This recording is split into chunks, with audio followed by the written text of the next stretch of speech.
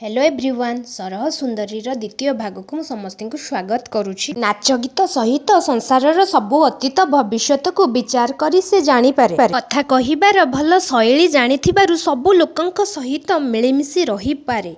समस्ते ताकू विश्वास करुथिबारु ता कथा को तुंडरे भाली हुअंती। सबु गहरे से भगवानंक द्वारा पठा जाइथिबा बा प्रेरित दूत भली थिला। गोपपुरे रही गोविंदर मध्यस्थी रूपे कार्य करिबा पाई विधाता बहु जत्न सरह सुंदरी को गढ़िछंती। ताहार महिमा एते अधिक जे ताहाकु जेते वर्णना कले मध्य सरीबनी। एकुटिया से 10 दिग को बसीभूत करि पारिबो। गोपनगरर समस्त गोपाळुनी माने ता द्वारा बसीभूत होइथिले। एही ता कथा को उल्लंघन करि पारंती नाही। सरह सुंदरी को दूतिका बोली कुहा जाइछि। पूर्व जन्म रे राधा माधवंकर समस्त प्रेम कहानी विषय रे से जानिछि। नंद घरे बहु आडंबरे कुमार पूर्णमी उत्सव पालन हेउथिला।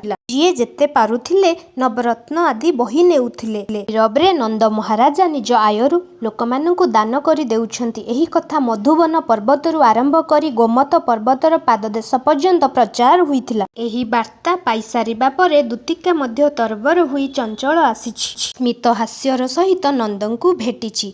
बिना संकोचरे जशोदांकु बधाई जणाइछि। यथाशीघ्र से गोविंदंकर दोली पाखकु जाइछि। से देखिला जे देवहरि अर्थात श्रीकृष्ण चितेई होई सोइछंती। एपरि लागुथिला जेपरि अंधार रातिरे अंधार को दूर करिबा पई चंद्रमाटीए उदय हुइछि। तांको चारि पाखरे परिवारर सबु लोक घेरी रहिछंती। गोविंद रत्न पलंग उपरे उपस्थित अछंती। यशोदांक सहित अन्य दासी माने मध्य निज निज इच्छा अनुसार दोली को धरी सेठारे उपस्थित थिले। चंद्रंक चारि पाखरे नक्षत्र माने घेरी रहिबा परि कृष्णंक चारि पाखरे गोपी माने घेरी बसिथिले। पद्म वन भितरे राजहंस एकजुट होई उपस्थित हेले। जेपरि दिसे नंद परिवार रे जशोदांक संतान चारिपटे समस्ते सेहीपरि उपस्थित थिले। कृष्णंकर जाजुल्यमान बेश अति तेज देखा जाउथिला। स्वर्ग मत्य पाताल केउंथिरे भी तार तुलना नाही। एही भी तुलना हेबा भली तांको सहित नाहंती। जोगी सन्यासी माने तांकर चरण रे अति लयर सहित ध्यान करंती। से निजे धरापृष्ठ रे मानव रूप रे जन्म ग्रहण करिछंती। से देवतांक भितरे श्रेष्ठ देवतांकर श्रेष्ठ रक्षक अटंती। तांकर कौनसी तुलना नाही।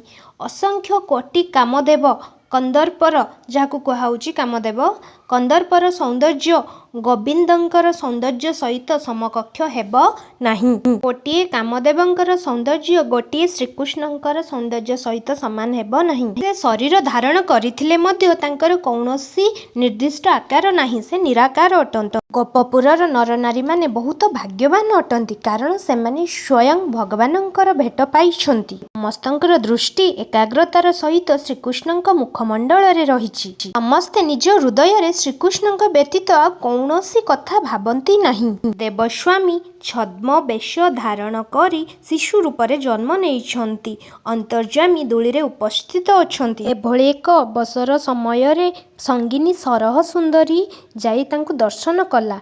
खंडे दूररु प्रभु श्रीपति जानिनेले। दुई हाथ जोड़ी दूतिका श्रीकृष्णंक पाखरे विराजमान हेला। सहचरी अर्थात निजर बांधवींक मुह को अनाई श्रीकृष्ण खुशी होई गले। दुई जन परस्पर चारि चक्षुरे साक्षात कले। एपरि लागुथुला जेपरि आकाश रे चंद्रमा उदय होइछंती। चंद्रमा किरण रे कई फूल पाखुड़ा पाखुड़ा होई प्रस्फुटित हेउ। कृष्ण को अनाई दूती आनंदित होइछंती। दूती कहुची श्रीकृष्ण को देखी से उद्धार पाई गले। निजर पाप समूले नाश होई गला। अर्थात तांको जहाँ भी पाप थिला पूरा सबु नाश होई गला। देवता मानक भितरे से श्रेष्ठ अटंती। ब्रह्मा इंद्र गंगाधर अर्थात शिव समस्ते तांको पूजा करंती। से निराकार पुरुष अटंती। संसार रे पापर विनाश करिबा पई धरापृष्ठ रे विद्यमान होइछंती।